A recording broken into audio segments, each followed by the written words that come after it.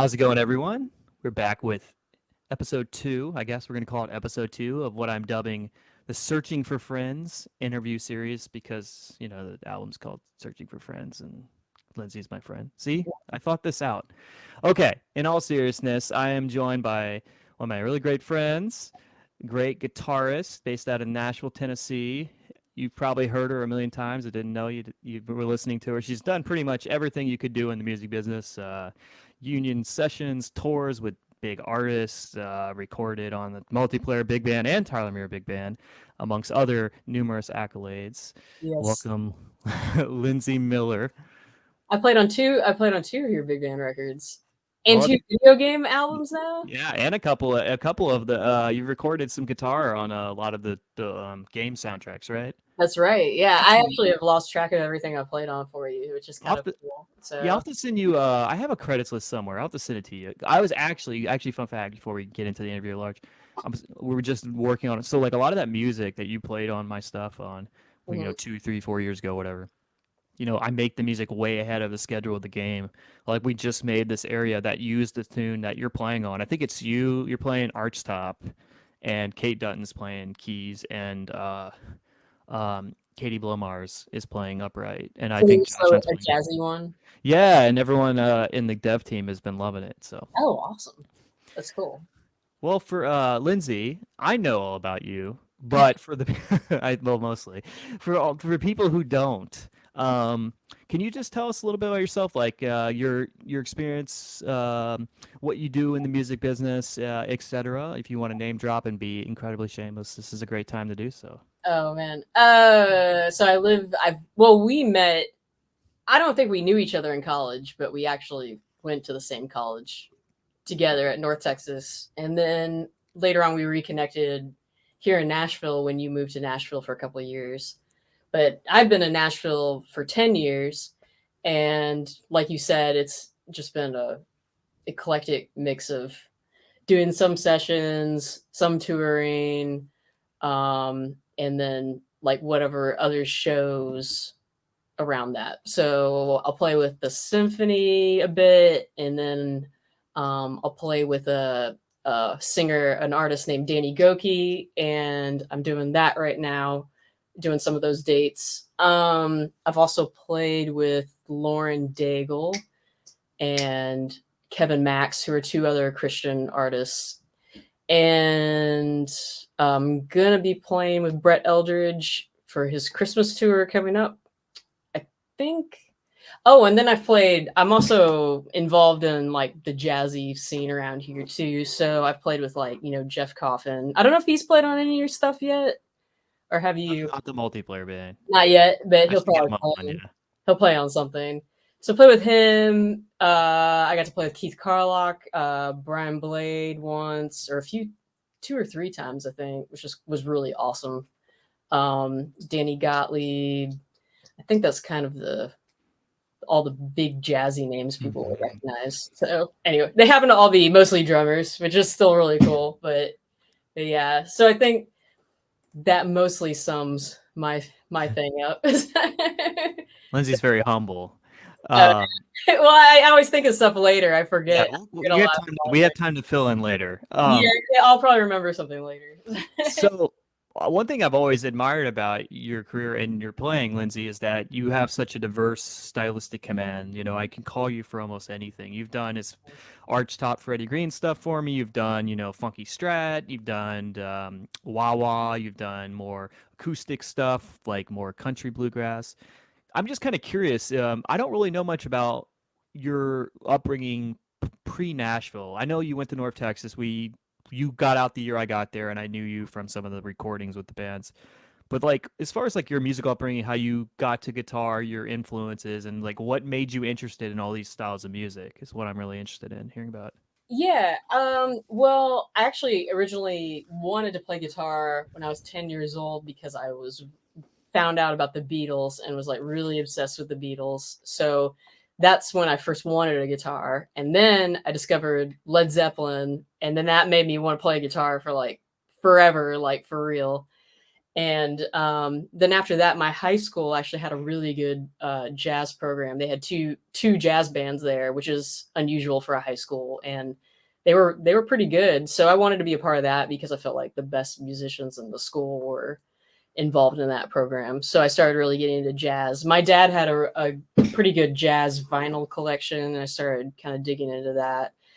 And then from there, I got kind of inspired by some of the professional musicians that played around Kansas City. I found out that's some of them went to North Texas, and that's kind of how I was like, oh man, if they went there, I want to go there. So it's just a gradual progression, and it kind of comes full circle. Once I got out of college, I was kind of burned out with jazz and kind of wanted to go back to like rediscovering other styles again. And then, I mean, when I moved to Nashville, it's kind of funny. People were saying you should really you'll be more hireable if you focus just on one thing alone and get really good at that. But for me, it worked out where the opposite was true, where I just like tried to do a bunch of things well, and that made me hireable for instances where people needed someone that could do a lot of things. I don't know. So that's kind of where I got to now. But yep. That's great. Yeah. Wait, it's true that Pat Metheny is from Kansas City area, right? He is. He's from Lee Summit, which is just outside Kansas City. I don't know if it counts as a suburb. To me, it just seems like it's still a Kansas City, but it's technically called Lee Summit, so Missouri. Yeah. So. I know we've talked about this in private, how that's I hear it too as one of your guitar influences. Yeah, for sure. I mean, he was just, if you were involved in the jazz scene there, he just like has had a permanent influence that'll probably just never go away, because he was just, when he still lived there, when he was in high school, it was just like he was incredible back then. So people still were talking about him. One of my guitar teachers in Kansas City, Pat Metheny, wrote his recommendation letter for University of Miami to go to University of Miami, which is kind of interesting. So, and then also, I just remember this, Pat Metheny's brother, Mike Metheny, who's a trumpet player, still lived in Kansas City when I was growing up there. And I think, as far as I know, he's still there. So he was still around. And I mean, I would talk to him a little bit. He came into the clinic at my high school, and I kind of got to know him. It's been a long time now, but that's kind of what the deal was with that. And so, if I know correctly, you play guitar in the jazz band, but you play clarinet too, right? Yeah, unfortunately. Yeah, I did. I think my mom was like, I want you to have band experience. And she was just like, here's an instrument, go play it. And yeah. Right. I did. I played up until like my sophomore year of high school, actually, and then I was like, this isn't cool. I'm done. I'm not doing this anymore. So don't tell Kelsey. I know. I respect it though. I've seen your post about how you're like, is there anything better than a clarinet? I'm like, yep. Yeah, guitar is up there for sure. Yeah, I love guitar. For sure. I was like, I can never see definitely up there. I'd say guitar is a top five instrument for me. For right. Sure. Yeah. Well, it's interesting to me. It's like you talked about, diverse upbringing, being able to do a lot of things that really helped your career in Nashville. And I think one thing I remember enjoying working with you when you played in my big band in Nashville is that you can also read. Mm-hmm. And and that's like opened up a lot of opportunities. So you play with the symphony, obviously reading is important for that. I mean, I think it kind of helped me get into sessions. I mean, if I hadn't been, it's so weird. If I hadn't been able to read, I don't think I could have gotten into session world. It's just so competitive and so I don't know if I want to call it a closed door, but it's definitely a hard world to break into. And it's just weird that the two things I can do, playing jazz and reading, are the two things that help me get into that world with like people that are really difficult, to get in a room with. So it's, I mean, you don't think Nashville's known for jazz and reading notes, notation. So yeah, it's almost like in Nashville, you kind of had to like hedge your bets, how much of that side of yourself you let on. Yeah, and I try to like keep it all on an even keel, I guess. Right. Some people are like, I remember there's a time when some people are like, the people that I didn't play jazz with, they're like, I cannot picture you playing jazz. And then the people I play jazz with, they're like, I cannot picture you playing anything else except jazz. So well, I saw you in that Daddy Goki Mhm. jumping off the stage like doing a power chord or whatever. Yeah, yeah, yeah. It's Just funny because yeah, I always found in Nashville there's like the zero sum mentality. Like you can only be one thing in someone's mind at one time. Like you're a jazz guitarist or you're a rock guitarist, but obviously you've done a little bit of everything. And that's do you think about like how you sort of I didn't use a word that sounds extremely convoluted, like pivot yourself as far as that sort of thing. Like obviously you're going on the road with a rock band, you're learning tunes, there's no music, and then the next week you're sitting in with Nashville Symphony playing the guitar part to Coco. So those are like way different things. Like yeah, actually, it is interesting that you say that. Sometimes it's hard to pivot, like, um, with the technical side, as far as like how hard you're digging in. Like when you play jazz on guitar, you have a much lighter touch and you don't really use much vibrato at all, maybe occasionally.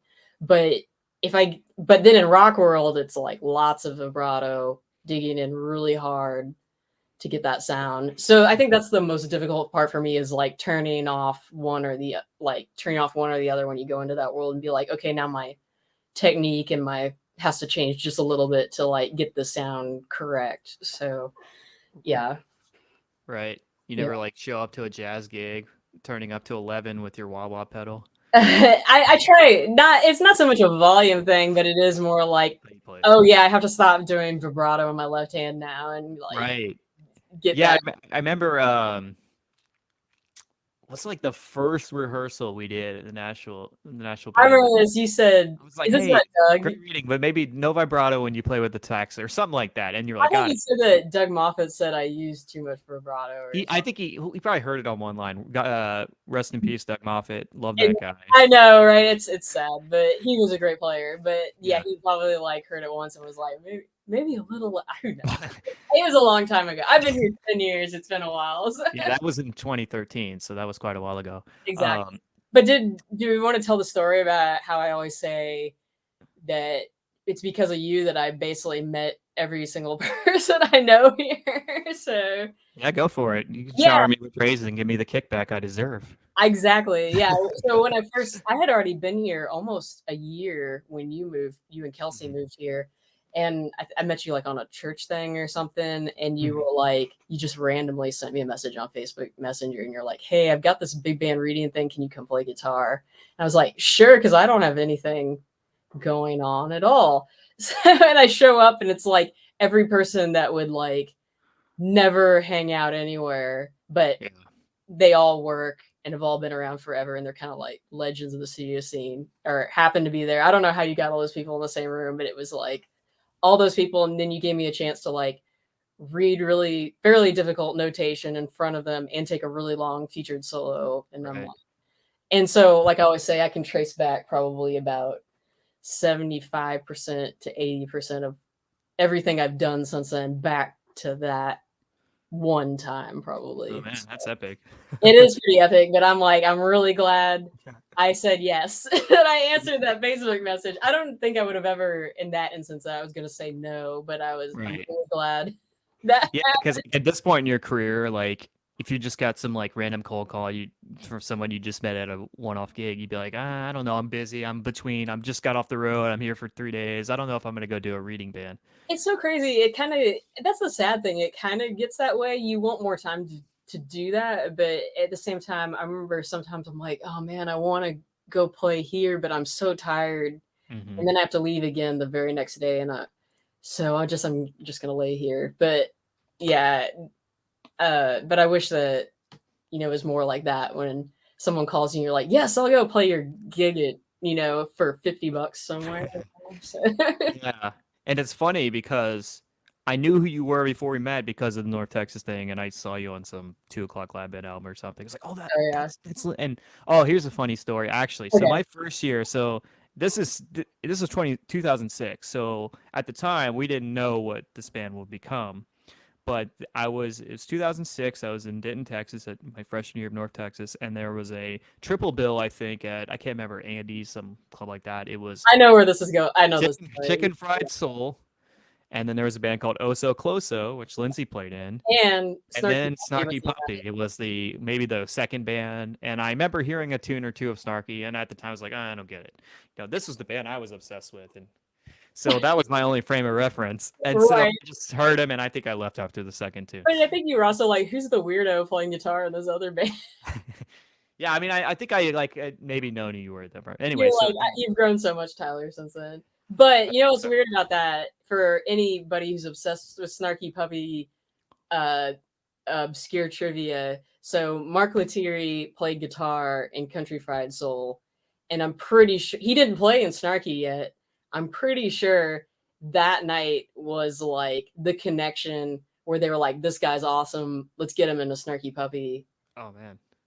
So you're kind of witnessing a little bit of history there, which It's is like pretty. I'm like the guy that was at like all these presidential assassinations somewhere. Like Yeah, I'm yeah, that yeah. person, like, There was another epic billing of 3 bands that Oso Closo was involved in. It was Oso Closo. I don't know if Snarky was on that one too, but then it was that group that Henry Hay had. It was Keith Carlock and Henry Hay and Chris Cheek. And I can't remember the name of that. Rudder. That band Rudder. They were the closer. Snarky opened the whole thing. We were in the middle, and the Rudder closed it. And I remember at this after party, Keith Carlock was there, and he was like, "I'm like the oldest person in this room right now." Like, it's like just really epic early days of those bands. right. That's pretty cool.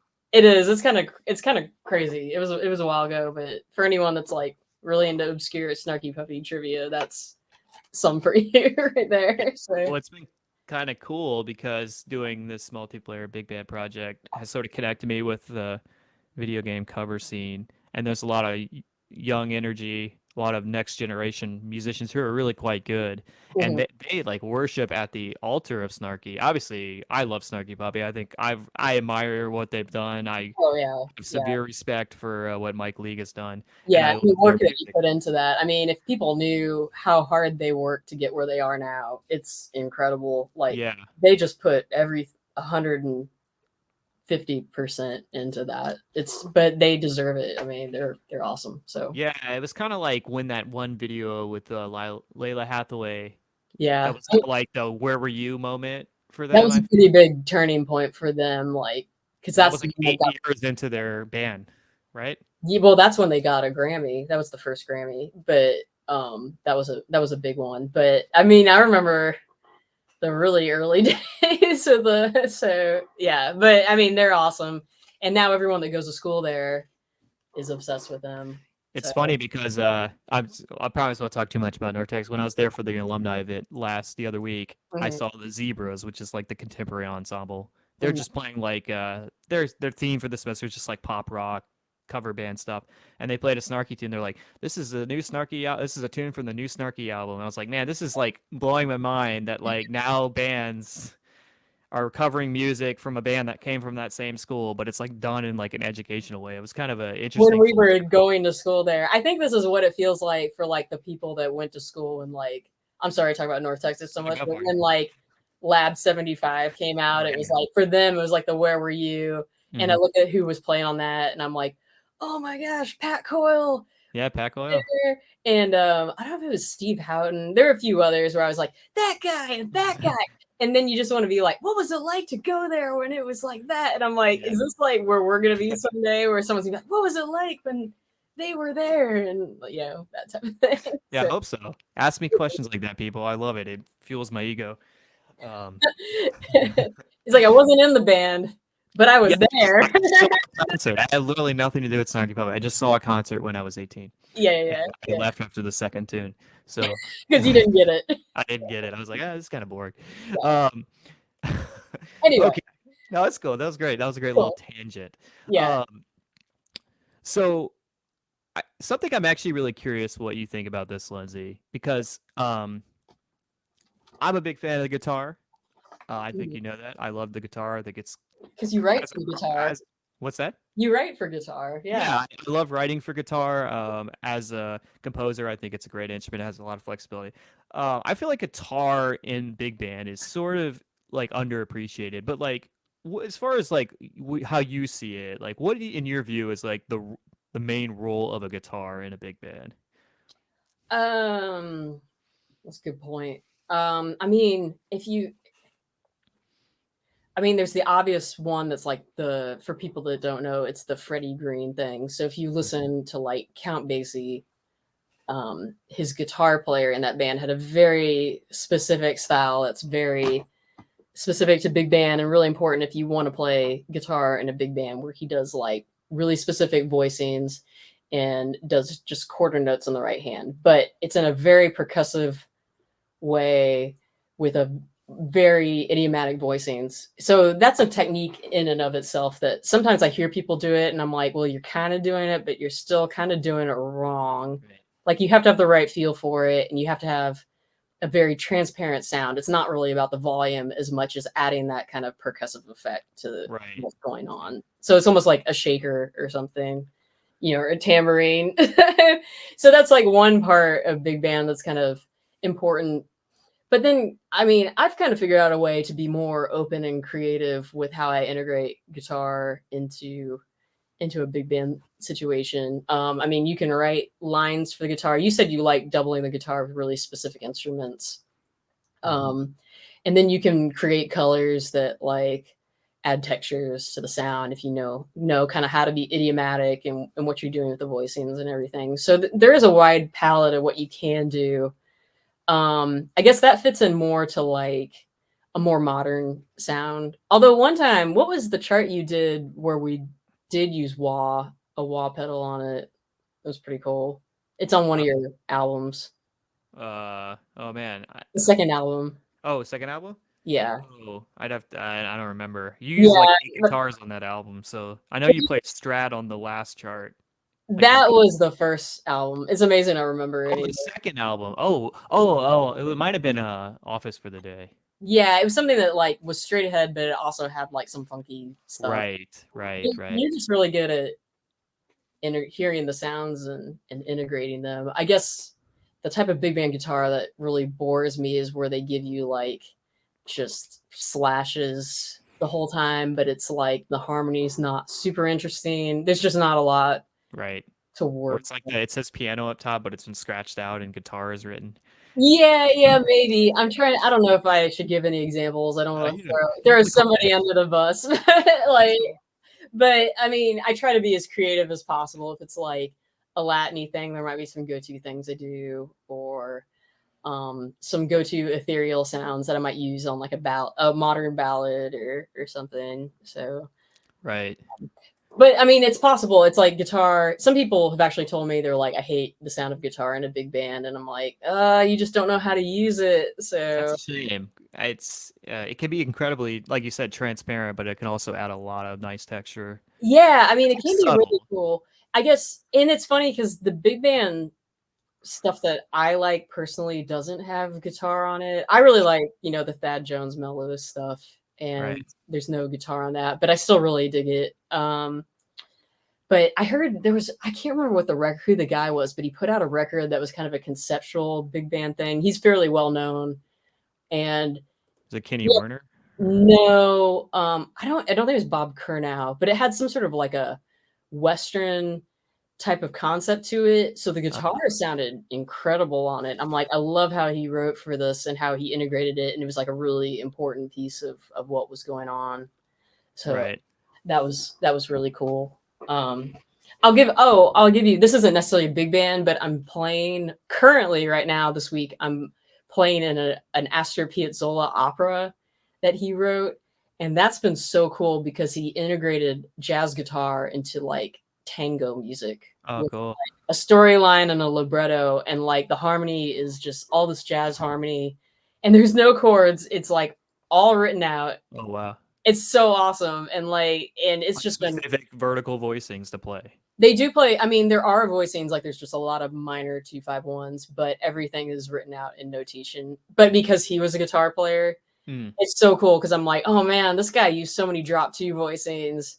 This is so cool. Like, I feel like I learned a totally different way to like voice 251s that I had never really explored before. And I was like, this is just really Yeah, satisfying to my musical soul to like be able to do this right now. So that's been really, really fun doing that this week. So that's great. Yeah, yeah. One thing I do, I love I love writing guitar. Like you mentioned, it's like got so many options. That's one thing I am always just a little scared of writing chord voicings on guitar. I'm always not 100% sure. I mean, I can Because like we have a rapport where I could tell you this isn't oh, gonna you would tell me, but yeah, I yeah, can see for some sure. guitar, but I'm like, oh, Tyler, know what the heck he's doing. But Yeah, I mean, I I don't think I got the general shapes because I know what the strings are in the guitar, but my always philosophy is like I'll just write the lead note and put the chord and say like voice this how you want. sometimes that's way better, especially on this specific opera I'm talking about. Sometimes just because the reading is some of the songs are so fast that I'm Right. just like I wrote the chords in sometimes because it was just like easier to see it and be like, okay, Hmm. 251, 251, instead of being like, oh wait, what did that say? Oh, behind Hmm. now. Right. So yeah. That's cool. I want to hear this now. I'll just Um, send to you. I mean, the whole like it's recorded on YouTube. The other interesting thing about it is that there's so many different variations of it that it's kind of like we're like, how are we gonna interpret this? mhm. Because like there's one part that's kind of a rubato guitar feature, but like the two recordings of it were so vastly interpreted so differently that I was like asking the conductor, I'm like, where am I? Do you want me to go this way or this way? Because it could go either way. So um, Wow. that's really cool, but it's also kind of like you have a lot to work, not a lot to work out, but you have to talk some things out ahead of You time. said this is an opera? It's an opera, Oh, yeah. wow. And the storyline, which is like the libretto, is so whacked out. And I was just like, I think it came out in the 60s, and I'm like, what kind of drugs are these people doing when they came up with this? But yeah, Yeah, I it, mean they wrote a guitar. They wrote guitar voicings. he Man. wrote he wrote guitar, but then it's like this crazy thing where this lady gets murdered and becomes a ghost, and like Yeah, yeah, awesome. and we're like, huh, kind of makes you think about. I don't know. It Yeah, was the 60s. yeah, Uh, exactly. So I guess it's the equivalent of like Godspell or something weird like that. So mhm. yeah, So this is a question I wrote down, and I don't really have a great way to segue into it, but I okay, asked our first interview guy, Jesse, about this, and he mhm, had a great answer for this. sure, And I'd just be curious what you say to this. okay, Do you have like a dream gig that you haven't gotten to do or you want to do? yes. Like I Oh, said, Led Zeppelin? I'm just putting it out into the universe. I'm a huge Led Zeppelin fan, and I want the only well, so their lead singer Robert Plant is comes around Nashville every now and then, and it would be if I ever got to work with him, I would probably die. So that would Right. definitely be my dream gig. I always thought about if I ever met him because a lot of people in Nashville run into him. Like, what would I say to him? And I would probably just go full on like fangirl, not be able to say anything. Yeah. But that would definitely be probably the apex mountain of music for me. But I will we'll put it in the universe and hopefully manifest maybe that. he'll hear this interview and be like, I'm I sure he's need watching work this for over. my opera I'm writing right now. Yeah, So right. it's Well, like, speaking of fangirl, I know you've got a chance to at least meet Dolly Parton. I don't actually completely understand this story, so will you mind filling sure, us? yeah. I mean, it's confusing, and I don't want to make it seem like I played with her. What happened was I did a Christmas thing where she wrote all the music for it. So I did the workshop for it and I did the premiere of it, which was 2 different years. But she came to both of those. Like she would come to like a dress rehearsal and like the opening night. So I've met her 2 times, both times. And then one of those nights on the opening night, she came out and like sang 9 to 5. So I got to play 9 to 5 with her. So that is what the story is. I know it's a little Stage. You confusing. shared the stage with Dolly Parton. I did, and I played 9 to 5 with her, and I've met her twice, and Yeah. she's very nice. So yeah, that well, okay, I'll add this. The one of the I think it was the first time the audience did not know she was going to be there. So when she came out, there was a lady that was like up in this balcony behind us that just like absolutely lost her mind and was like freaking out and screaming. I'm like, oh wow, this is like if someone saw the Beatles or something like that. So you just forget, like, I guess you get a little jaded living here and you forget like how important these people are to like once you get outside this circle, Right. forget like, like kind of I mean she is very legendary, so just like how big she is. It was just kind of like, oh my gosh, these people are like going crazy. So yeah. And it was a little surreal meeting her too. You're kind of like, whoa, it's like Dolly Parton. Yeah. So yeah. That's killer. Yeah, it's Mhm. always nice when you meet people in the business and they're as cool and nice as you Yeah, hope they no, would be, right? he was super cool. I mean, I understand why she is as successful as she is because I think to me it was very obvious that she works so hard and like is just she just knows how to be a good business person and like Right. how to work with people. That became obvious to me. The other person that was like that, and I did play with him was Brian Blade. He was like that too, just like so nice and so humble. And like if there was a problem with the music, it was crazy. Like if I was making a mistake, he'd be like, "Oh no, no, no. It's my fault. I'm not setting you up well." And I'm like, Right. "No. It's definitely my fault and you are not doing anything wrong." Yeah. So this is all on me, but he was the same way, just like very positive. Really, it's almost like deceptive, like he kind of leads from behind just by putting everyone in a position to be like to feel good, to be successful. I mean, that's the kind of environment that he creates. And he could have been a total jerk. He's played with like Wayne Shorter and like Chick Corea. I mean, like legendary people. But then he just like also cared about this gig and these people you never met before.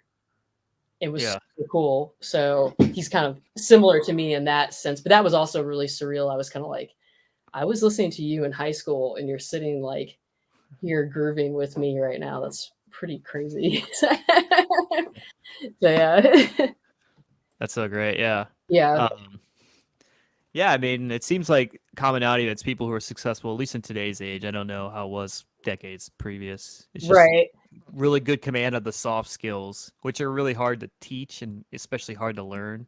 Yeah, Like, for sure. And yeah, I mean, I've been around people that were kind of the opposite that felt like they had to be like, hard and harsh and stuff. And to me, I feel way more comfortable like I'm free to be creative when I'm around people that are positive and like can kind of, make you feel good about the environment you're in and feel like it's a free place to kind of make mistakes and try things out and stuff. So, yeah.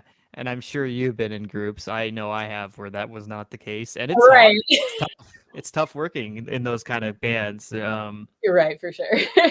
My first tour in Nashville, I won't say who it was with, but it was a little bit of that environment. We did like a 4 week run in Canada, Hmm. and week three, I was playing pretty well, I thought. And week three, I had just, I was young. I didn't have the consistency I do now. I had a bad chop day.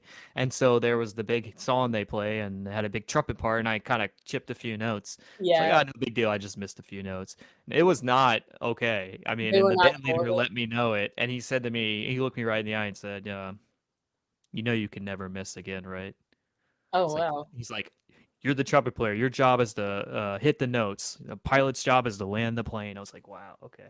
All right. Yeah. I mean, I could say that Another, there is a place for that. I mean, I some agree. people need that, especially I guess maybe when you're in school and you're still young and you really need to get that sense of professionalism in Hmm. you. I mean, I would say the times I've played with the symphony, like the first time I played was on Coco, and that was pretty high pressure for guitar because the guitar is, so exposed and so Hmm. featured. And no one was harsh or anything, but there was definitely this air of like you need to be ready to play when you come in Hmm. for sure. And I Yeah. felt that even more so recently with them. I did actually played on a world premiere with them of like new music, and that was with Giancarlo conducting. And I definitely sensed that with him. It was definitely that sense of like if you're not doing this right, he's gonna. Yeah. He's not gonna let it go. He's gonna say something. It's gonna be in I've front of a seen lot of him people. make faces like I can't remember what symphony. It was some Mahler symphony, and there was this big moment with the double basses and cello, and there was like one pitch that was a little out of tune, and you just saw it his face. He was Oh not yeah, happy. and he did that on this one too because like the first night it was so awesome, and the way it ended, it was just like this hush, falls over people and this gasp, and he was up there like holding this pose, and it was so epic. And then the second night, when it got to that moment, he's trying to about hold his pose, and someone in the audience just goes "woo" and just yelled at, and he was so mad. He just like let his arms down, and was like. And then he tried to pretend again, and then he just gave up. And he was like so upset about it. I was like, "Oh my gosh, I do not want to be on this guy's bad side." so, Yeah. so yeah, Well, kudos to you. I mean, the few times I've ever had to play in a symphony, it's always been a pops thing, and the trumpet parts are a little less delicate, so I can kind of do what I can do. But right. I get nervous watching symphony concerts when I with the trumpets have to play. I'm like, I don't have that ice water in my veins. I'm not Oh that man, accurate. I mean, when I got contracted for that specific one, I mean, I knew because it was new classical music. I knew what I was getting into when I Mhm. agreed to do it because anyone out there listening knows modern classical music is like not easy to play. So Mhm. I hadn't seen the music yet, and I was like, well, I better be ready that this could take a lot of my time to prepare, and it did because there was some stuff that was borderline unplayable basically in it. But actually, I don't think Jeff Bailey, who was the principal trumpet player at the symphony, I don't think he minds me telling that I actually called him up and I was like, Jeff, what should I expect? I've never worked with Giancarlo before. This music is really, really hard. Am I going to be okay? He's like, you're going to be fine. But he was like, I know that there's situations where it's just like you're on the edge. Like he was talking about something that he had to do where they were somewhere and it was really high pressure. And he was like, and I just had to be ready to go because the music was just so difficult. So, and Mhm. he's talking about specifically about the trumpet parts and that. And I was like, yeah, I feel it. Trumpet's hard. Yeah. But he and his wife Carrie, who also played with the symphony, have always been really supportive of me, and they're very, very kind people, and I appreciate having them in my corner and everything. So yeah, Yeah, definitely. Yeah, Jeff's a great guy. yeah, for sure. Um, yeah, it's that's so cool to get to play at symphony. That's I want to hear this new music piece now. I'm I like should. definitely Well, I curious. probably can't. I still have some of the MIDI mock-up, but okay. The other funny story about this, because it was also new music, my role and the electric bass's role in the very opening was to bow the guitar with a bass bow. Are you wait? You got a bass bow? I borrowed one from the electric bass player who also plays upright. He loaned me one, and we had to do this long droning note for like 12 bars. Does that work? It does. If you add a lot of reverb. Yeah, you have to have like a crazy sustain pedal on, right? And that's what I did. I have it's an even for guitar nerds out there, it's the H9 Eventide, H9 Max, and there's a setting in there that's like called Black Hole, and it's just this constant reverb thing that Yeah. just creates a droning sound. That's where that was doing about 75% of the work on that, because otherwise it wouldn't work. But so we were also recording this, and Giancarlo came up to me. He was like, "So like when you change directions with the bow with the violins, it kind of scratches." And I was like, "Yeah, because it's a guitar, and it's not supposed to be played that way. So it's gonna be, it's not Can you gonna imagine if totally he like line up with the violins when we yeah. switch." It's like, I mean, go I get didn't with say the it that concert way. master, work on your bowings. I was like, when I started playing guitar, I didn't think I better work on my shifting my bow for extremely long passages of journey. So I didn't put it that way. I just was like, okay, if I take it off and restrike it, it's not as obvious. So I worked with it, but at the same time, I was like, this is a guitar, right? And it's not supposed to work. You're in Nashville. You should know this. Right. Yeah, but it turned out totally fine. And all things said, he was like, "You're doing a great job." So that's I take that as that's what I took away from Well it. done. So yeah. Cool. Yep. Well, I think we have to, because part of why I have you here is I wanted to talk to you a little bit about the stuff you recorded for me recently. Yeah. So, of course, I think everyone should know. Everyone does know, right, about the new album that just came out. Everyone's listening to it, right? And millions of people all across the world are enjoying this. I'm kidding, probably not, but hopefully. You never know. Okay, You could have you never know. I dream. fans in Japan or something. You know? uh, so Lindsay, so you've recorded a lot for me. You're on my two big band records I did in Nashville, the Mhm, Tyler Big Band, and then when I moved to DC and we started doing this multiplayer band, you've mhm. recorded on a bunch of stuff. So on the newest one, Searching for Friends, I think you're on two of the tracks. Is that right? Do you know?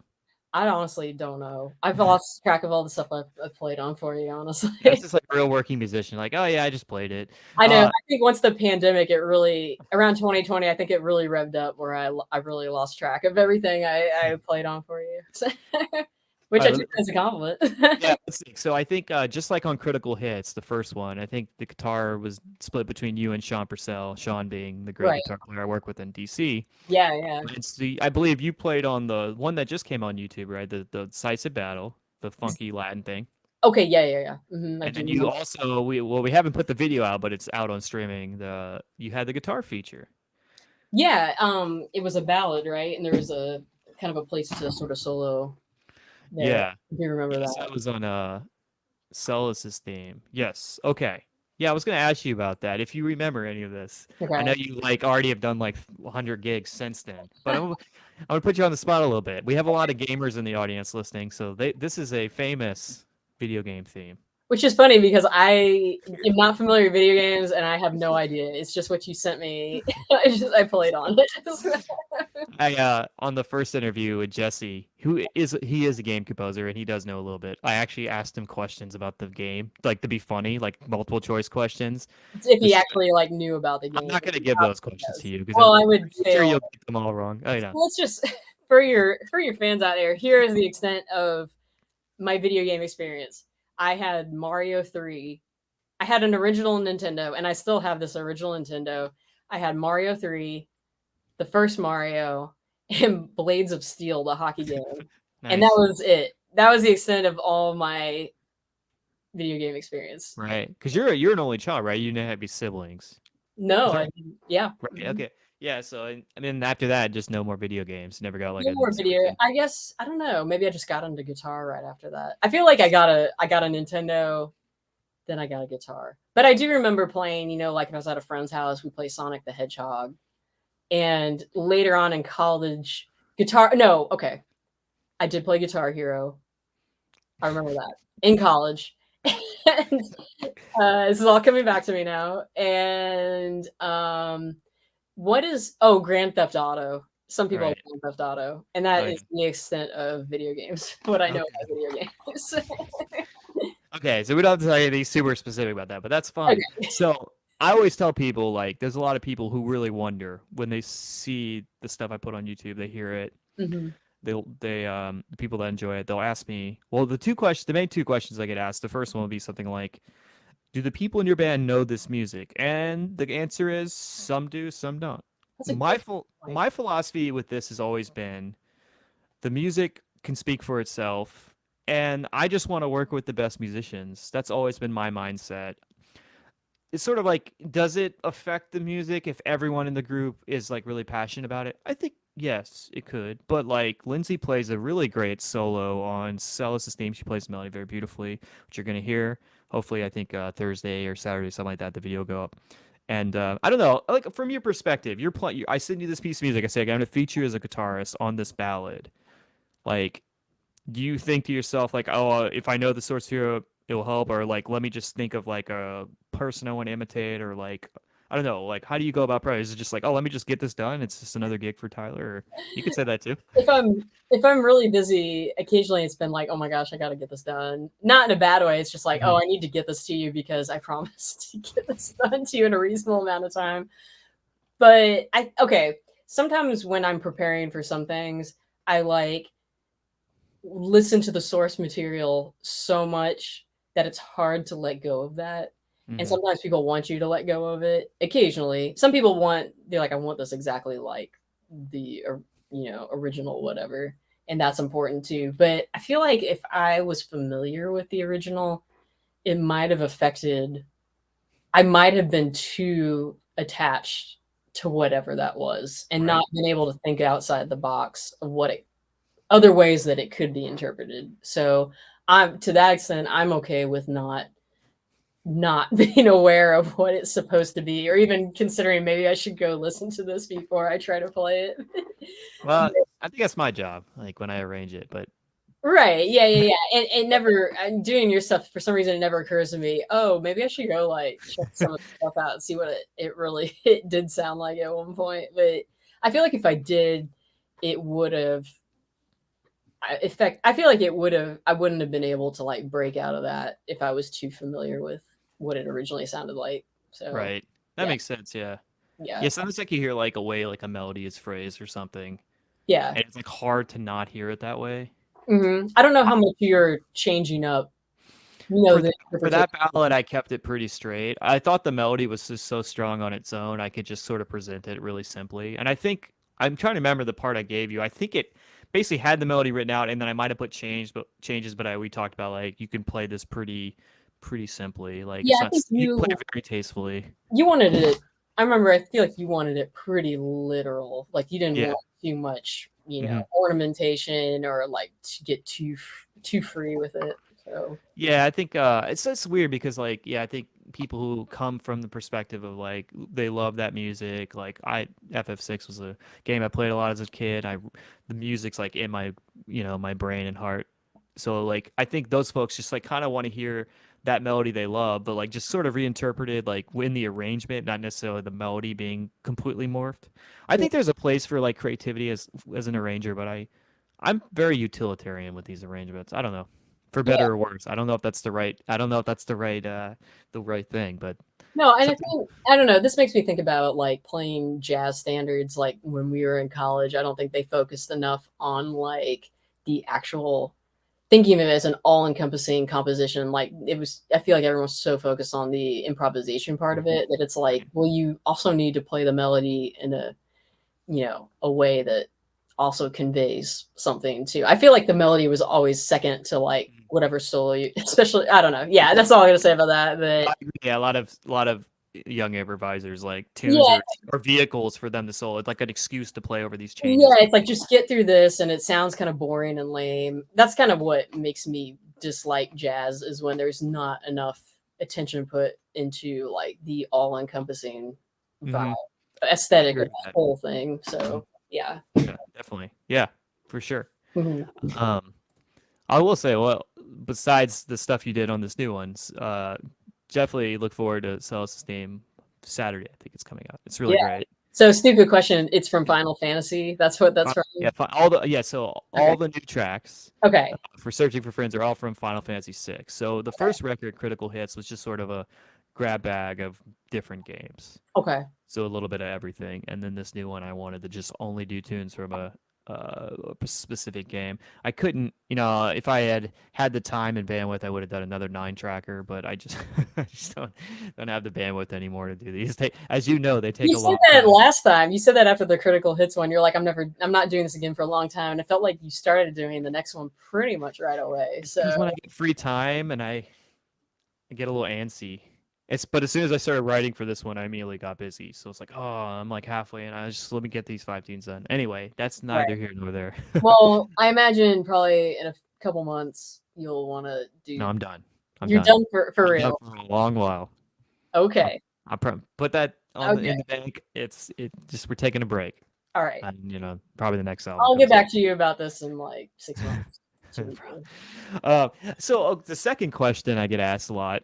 Um, so people are very curious, like, how do we record these things, right?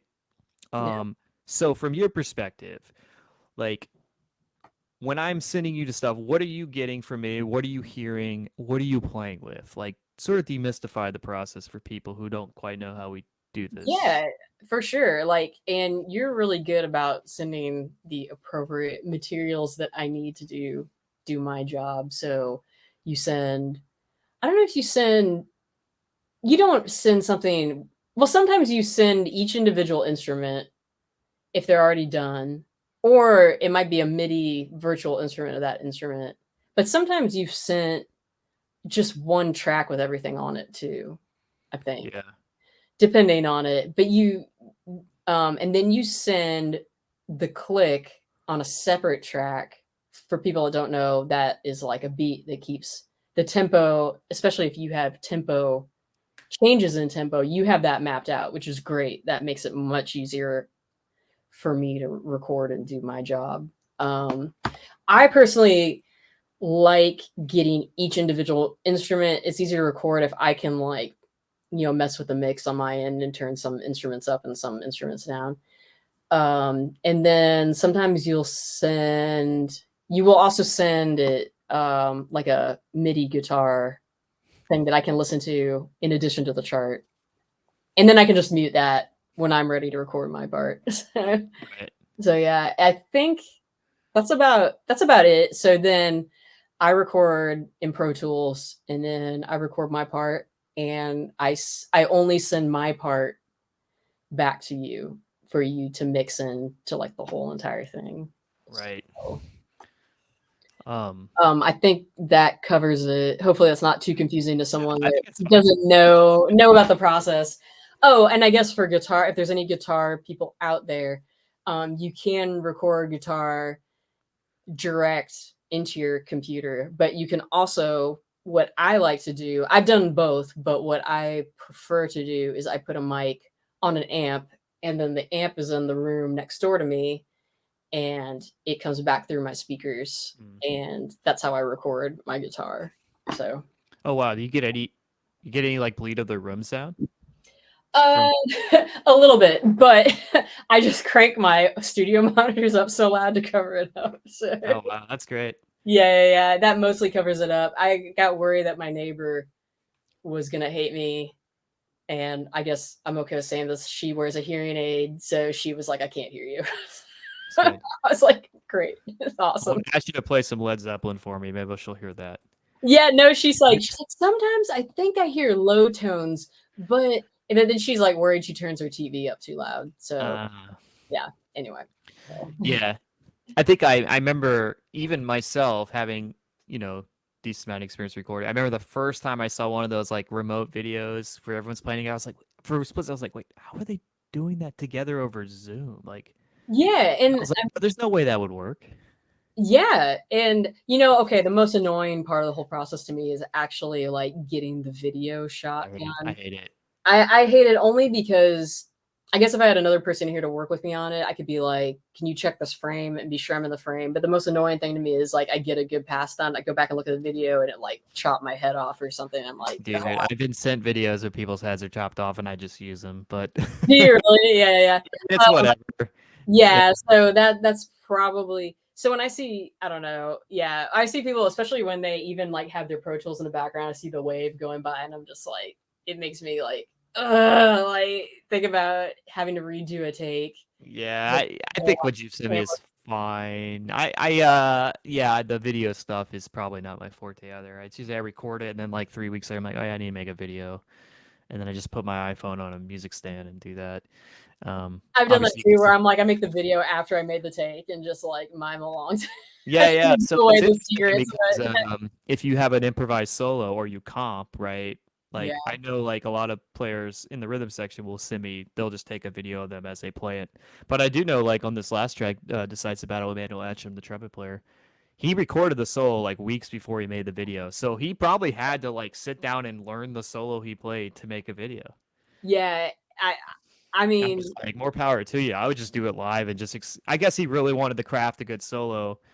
I know like Brett McDonald, who we're gonna interview on Wednesday, he'll just like he'll just do like 7 takes or something ridiculous like exactly. that. I And it's remember doing that because I did a video for Ryan Middaugh, but for people out there, Mhm. Ryan is the head of jazz at Vanderbilt, and he did a video similar to yours of one of his original tunes, and I had a guitar solo on it. I remember doing like 7 days because the stupid video, and I was just like, and I was happy with the final product, but the whole process of just setting up a camera in addition to also turning on your rig and Mhm. like getting your DIs and not DIs, your mic pre's together and blah blah. The whole process is like you spend more time setting up than like playing sometimes. So Yeah. Yeah, it's a lot to show business for sure. Yeah. Um, okay. While we're still on this, I'm just kind of curious because very early in the podcast we were talking about like, you do a lot of everything. You're a very working musician, Hmm. very got your hands in a lot of things. Hmm. So I really do think there's like different skill sets. Like playing live is way different than playing in the studio, right? Would you agree with that? Like just how you have to approach how you perform, or do you not agree with that statement? No, I agree with it.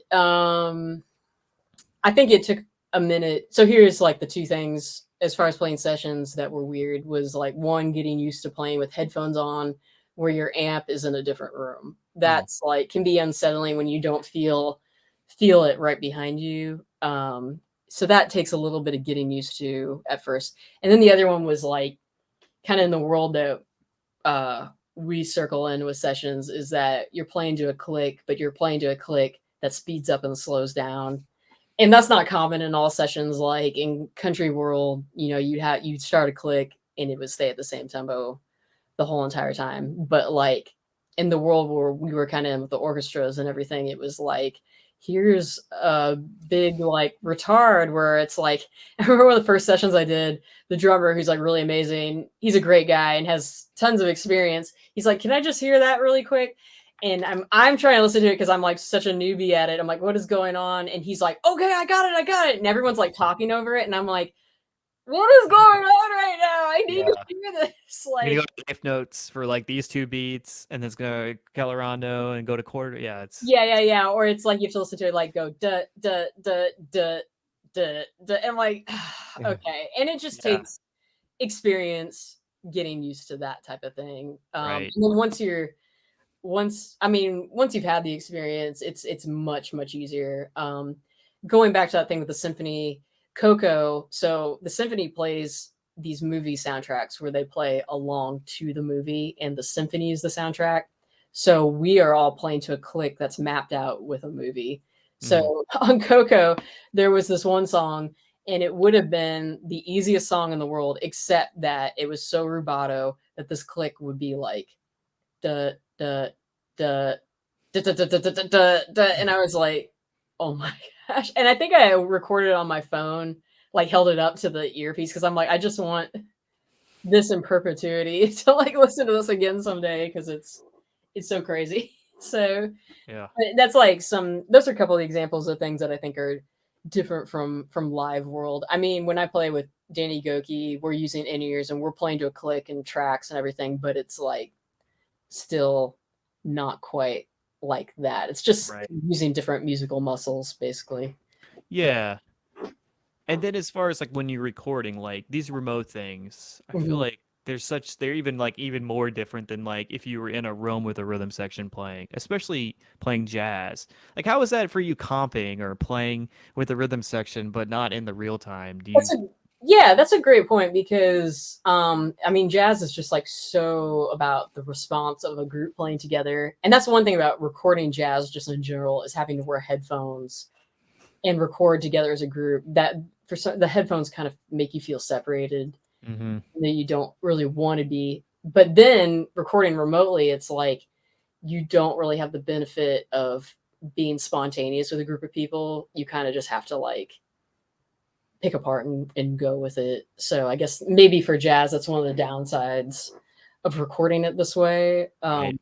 But I don't think your stuff is very highly arranged, so it's not like huge sections of improvisation where you're just like kind of Right. stuff out there. It's Well, that's a compromise I sort of accepted when we started doing these for two reasons, really. One was how we recorded it, mhm. but also the other part was the tunes we were doing. I thought, not that I, not dumbed down, but sort of write in the most widely accessible way and really put the focus squarely on the melody Yeah. and like use improvisation to sort of like to connect things to create dynamic arcs. But yeah, um, if we ever do this live though, those solos are going open.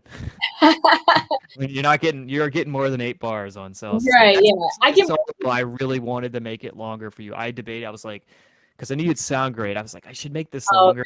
But also I was like, I don't want to get away. I don't want it to be like you said, jam session at the coffee shop, and you're playing Stella, and they plays beautiful melody, and then there's 10 minutes of choruses. Yeah, and I think I've heard some jazz records out there where I know that this was overdubbed later, and you can tell it's kind of Hmm. weird. So Right. I think for what you're trying to do, it's better to not have a ton of improvisation, just because people are going to recognize. People don't like jazz because they don't know what's going on, but you make it very obvious what's going on and makes it more relatable. So less improv and more, like you said, emphasis on the melodies that they recognize, I think is more beneficial. So Yeah, it helps that a lot. Like people come to this music, at least from the people who love video game music, come to it with a sort of built-in expectation. They know the music, they know the melodies, they have feelings about how they feel about it when they played those games. So like they come with all that. And so as an arranger, it's exciting because you can kind of twist with that expectation. They yeah. can I almost like this is like way off subject and not really talking about you or the guitar, but indulge me for 1 second. Okay. I remember Rich DeRosa told me because Yeah. I haven't really arranged much until I started really doing these projects, like arrange for big band rather.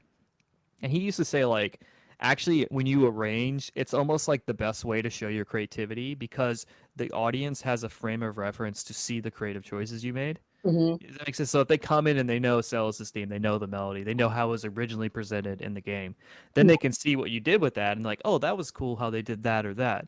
But when you just write an original song, they just have to take it wholesale. You know what I'm saying? Yeah, like I think that's a good point. And like I said, especially in jazz world where it's so hard for people to know, oh, this is the melody, this is the part where they're improvising. Right. It's going to be harder for them to distinguish between the two. But when they have a very discernible melody, yeah, I agree.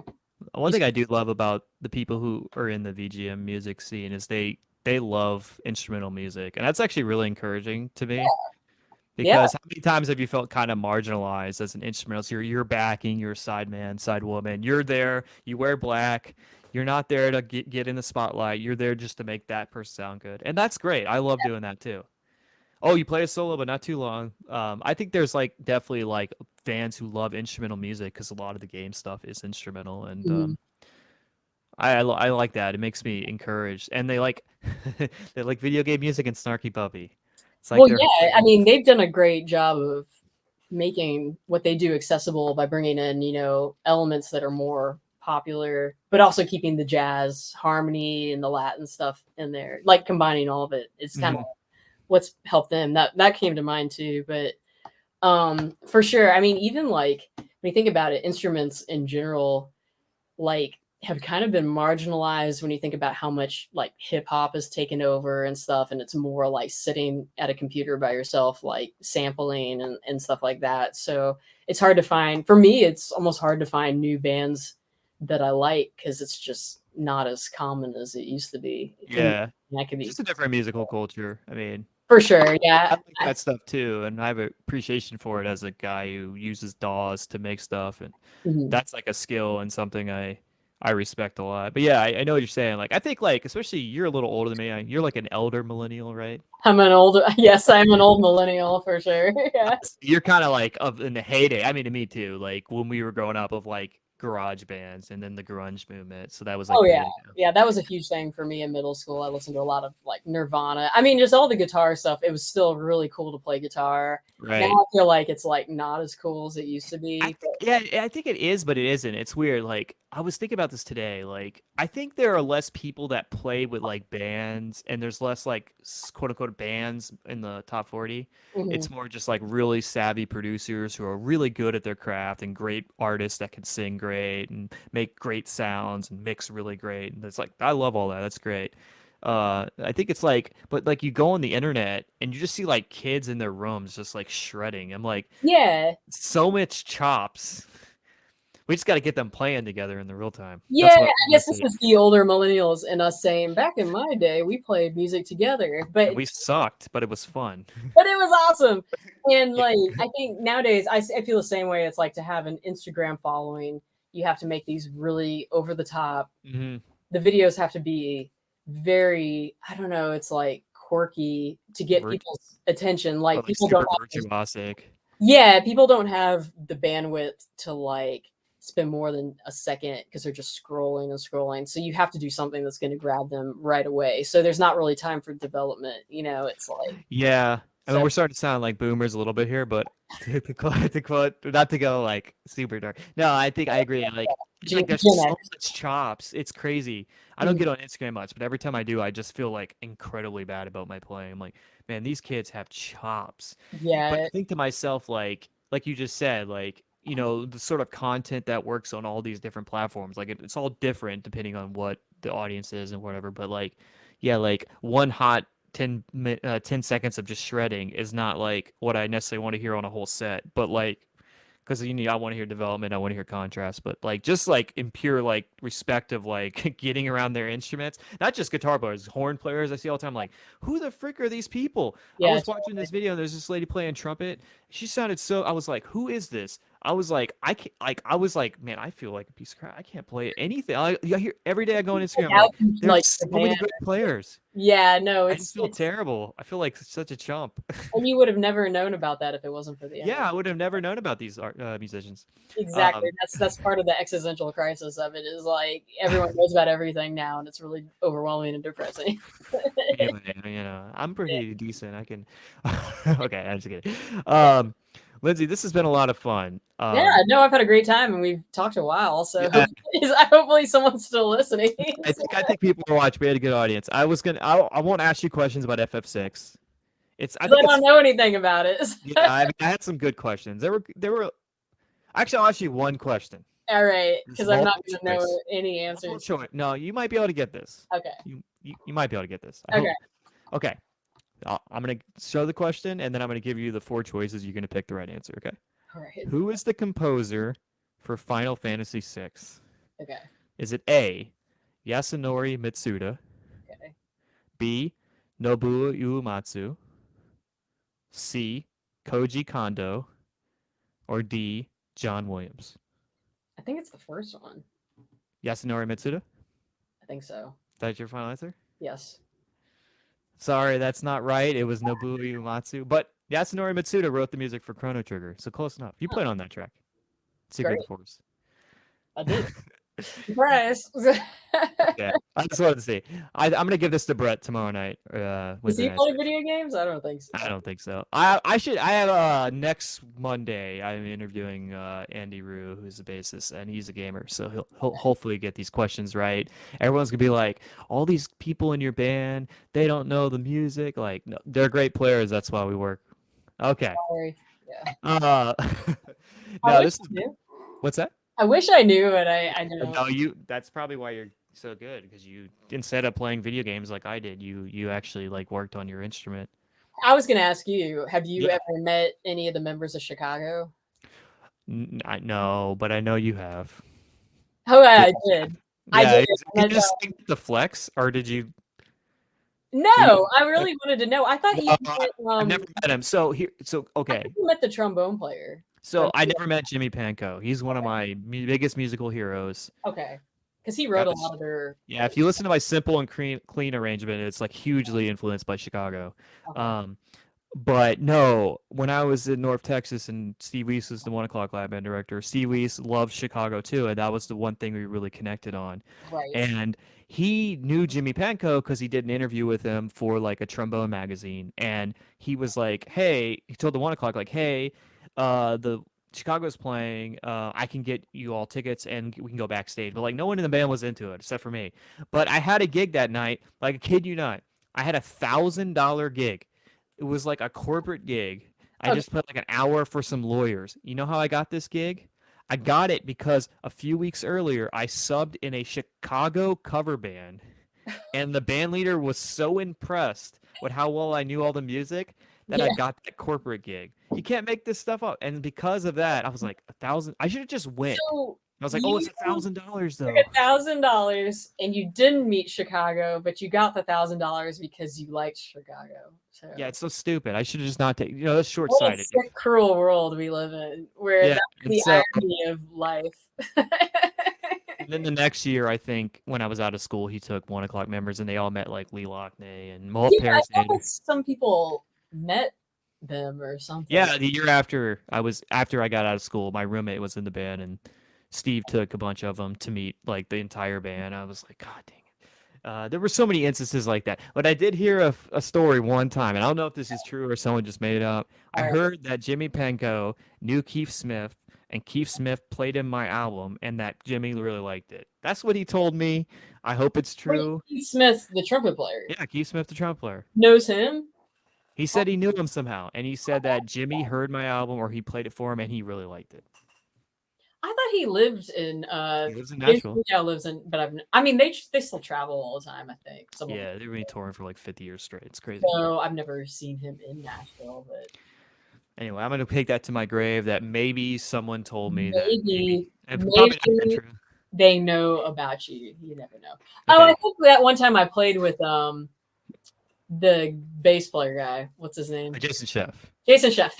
Right. I'm trying to flex. I generally enjoy. Oh yeah, so that's another gig that I might have been on hadn't I moved from Nashville If because that you was had not moved, you probably would have been on that gig, and you could have gotten to play 25 or 64 with Jason Chef. I'm ready. I don't even need the chart. I'm ready. That was you probably had the part memorized, and we also I played. do. What else did we play? It wasn't I don't think it was Saturday in the Park. I don't. We played a couple other ones. One of the '80s ballads, not one that the other bass player. I'm sure. Not your Sarah. No, it wasn't one of his things, but it was like after he left the band. So anyway, there you go. I played 25 or 64 at Jason Chef once. All right, Lindsay just flexing on me all the time. I'm It's okay. It just like suddenly I remember. Well, if there's so Lindsay, if there's any last things you want to flex on, say with the audience before we wrap up tonight. Any places we could find you on social media or check out your stuff you played on? You can follow my Instagram. I think it's lbmiller83. And then somewhere I don't know if you can go through my website. You can find a Spotify playlist where I try to put together, stuff I played on. So yeah, I think I saw that. Yeah, just look up Lindsey Miller guitar on Spotify. Probably find it. Yeah. Or like if you find my website, I think it's lindseymillerguitar.com. There's like a little Spotify symbol at the bottom. If you click on it, it takes you to like a playlist. Oh, sick. Sneaky, right? Of stuff I played on. If you want to hear that. Yeah. I think that's about it. So yeah. If you want to hear her play archtop guitar at like 380 on the Legend of Zelda theme. Oh, that was awesome. I do remember that one. That was fun. Yeah. All right. Well, Lindsay, this is a lot of fun. And thanks everyone for tuning in. Hope y'all got a lot out of it. I'll put these up on YouTube at some point. And check out the album and we'll talk later. Bye, everyone.